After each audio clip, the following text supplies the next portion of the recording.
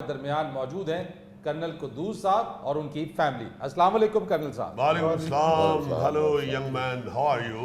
Fine, माशाल्लाह, looking very smart, very cute. बहुत शुक्रिया कर्नल साहब। फरीद, असल में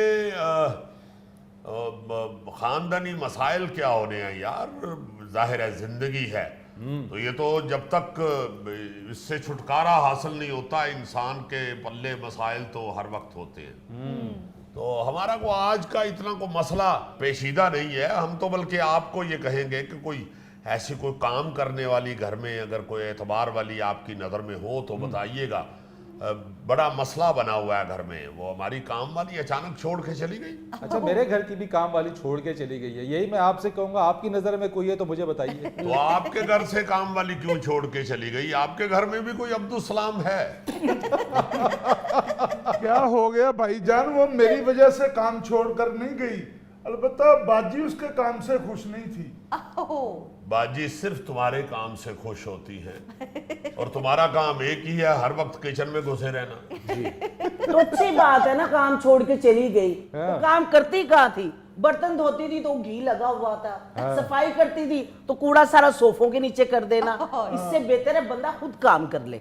ये जो आखिरी फिक्र है आपका, ये बड़ा अच्छा है और ये सिर्फ कहा ना करे, इसको किसी वक्त एडॉप्ट भी करने की कोशिश करे। यही अच्छा है कि बंदा काम खुद कर ले, तो कर लिया करो। क्यों कान खा रही हो मेरे 3-4 दिन से? डैडी, मम्मा आपको नहीं सुना रही, ये मुझे सुना रही हैं। बातों बातों में मुझे कई दफा कह चुकी हैं कि जब घर में बहू है काम करने के लिए तो काम करने वाली की क्या जरूरत है। हाँ तो सही कह रही हूँ, मेरी सास ने भी मुझे काम करना सिखाया था। इसमें कौन सी बड़ी बात है? आप ही जब इस घर में ब्याह के आई थी तो 2-2 घंटे किचन में से नहीं निकलती थी। वो सिर्फ इसलिए नहीं थी निकलती कि जब ब्याह के आई थी तो साथ तुम भी आए थे।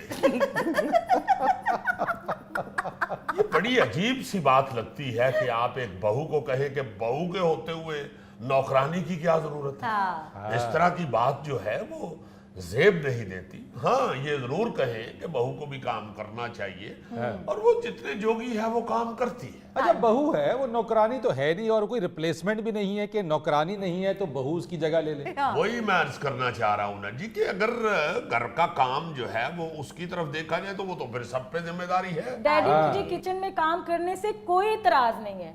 मैंने तो बस इतना कहा है कि एक माइक्रोवेव खरीद ले। अच्छा, कुकिंग रेंज खराब हुआ हुआ है वो बदल दें। अच्छा जी। और अगर डिश वॉशर लग जाए तो फिर तो क्या ही बात है मामा। क्या बात है, फिर सारे काम तो मशीनों ने करने, फिर तुम्हारी क्या जरूरत है?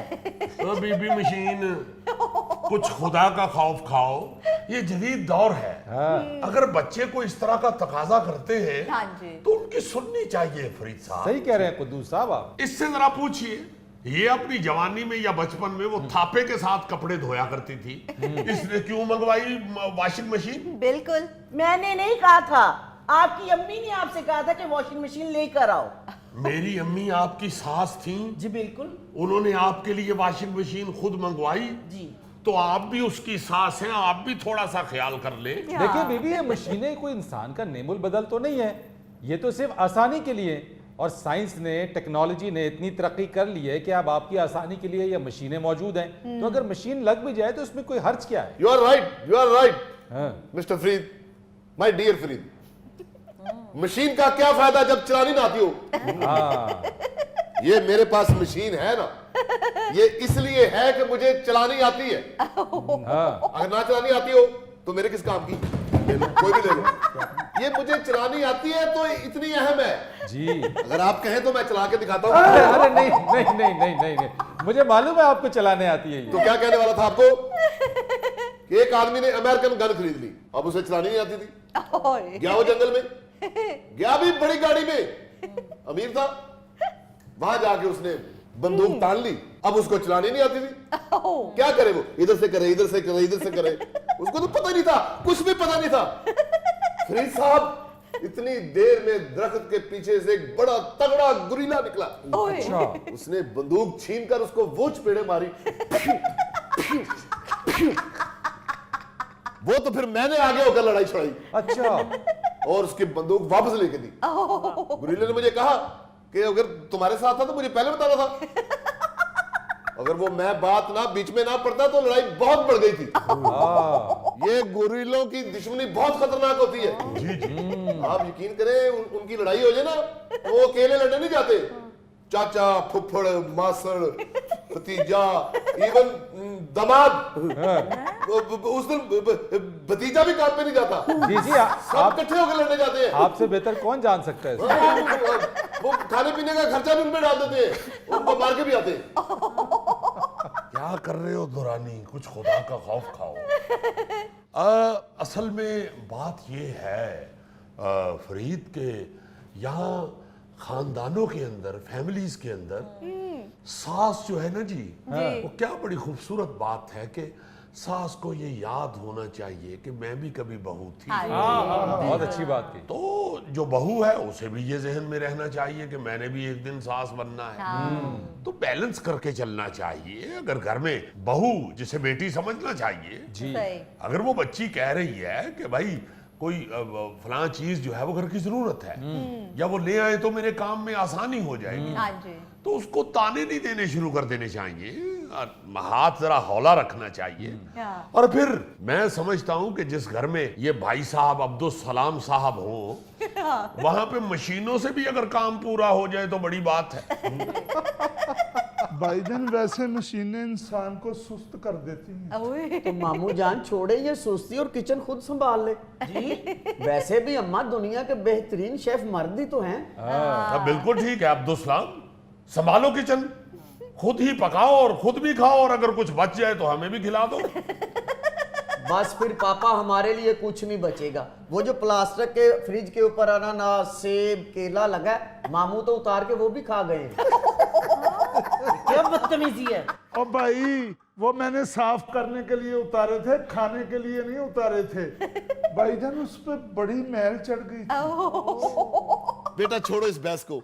कुदूस, मैं तो कहता हूँ ये घर खाने पकाने का झंझट ही खत्म करो। बाजार से ऑर्डर देकर मंगा लिया करो। मगर देखो अभी मंगाओ, 2 पिज्जा मंगाओ। बिल्कुल भाईजान, फजीता मंगवाइएगा। तुम क्या जानो फ्लेवर का स्वाद, तुम तो ये देखो कि एक के साथ एक फ्री कहाँ लगा हुआ है।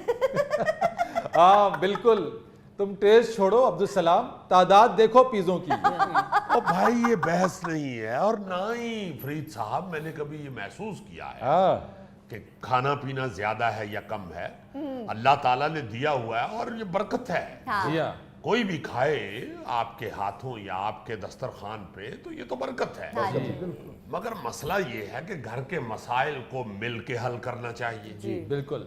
अव्वल तो चले एक काम वाली चली गई है तो दूसरी आ जानी चाहिए। और अगर आप चाहते हैं कि घर में हम खुद ही काम कर लें तो फिर सिर्फ बहू का काम नहीं है ये, फिर सारे जो घर में रहते हैं वो सारे आपस में काम बांट लें। जी देखिए किसी नौकर पे भी ऐसे ही बेजा इल्जाम तराशी जो है वो अच्छी बात नहीं है, वो भी इंसान होती है।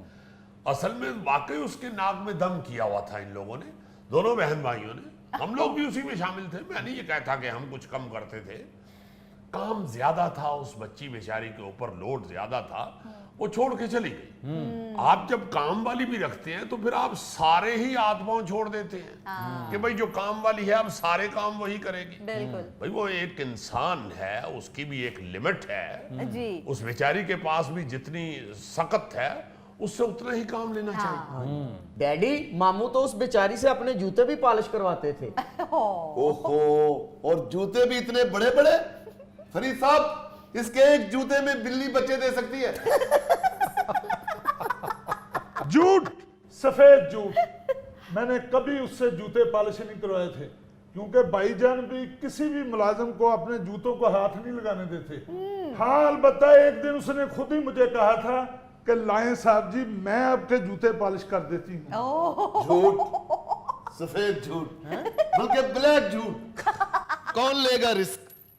अगर वो नौकरानी बच्ची पॉलिश करते हुए जूते बीच में गिर जाए तो कौन करेगा रेस्क्यू?